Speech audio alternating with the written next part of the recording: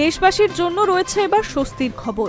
আগামী মাস থেকে দেশজুড়ে পেট্রোল ও ডিজেলের যোগাযোগের ওপরে থাকা সমস্ত ধরনের বিধিনিষেধ তুলে নেওয়া হচ্ছে। এর ফলে সাধারণ মানুষ পাম্পগুলিতে যে কোনো রকমের লাইনের ঝামেলা ছাড়াই চাহিদা মতো জ্বালানি তেল পেয়ে যাবেন। এতদিন মধ্যপ্রাচ্যে যুদ্ধের ফলে তেল সরবরাহের ব্যবস্থার উপরে সামরিক হ্রাস টানা হয়েছিল, তবে এবার পুরোপুরি স্বাভাবিক হতে চলেছে এই নতুন সিদ্ধান্তের জেরে।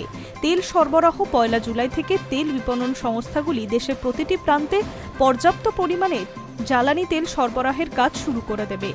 সরকারের এই সময় উপযোগী পদক্ষেপের ফলে বাজারে পেট্রোল ও ডিজেলের দাম যেমন বাড়বে, তেমনি খুচরো বিক্রেতা ও মালিকদের দীর্ঘদিনের এই সমস্যার সমাধান হতে চলেছে।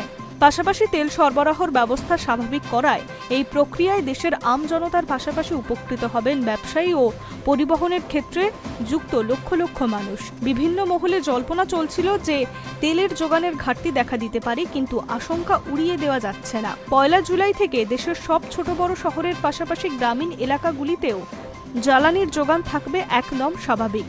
এর ফলে কোনো পেট্রোল পাম্পে নো স্টক বোর্ড ঝুলিয়ে রাখা বা তেলের ক্ষেত্রে কোনো ঊর্ধ্বসীমা বেঁধে দেওয়ার দিন শেষ হয়ে এসেছে। Hi news network.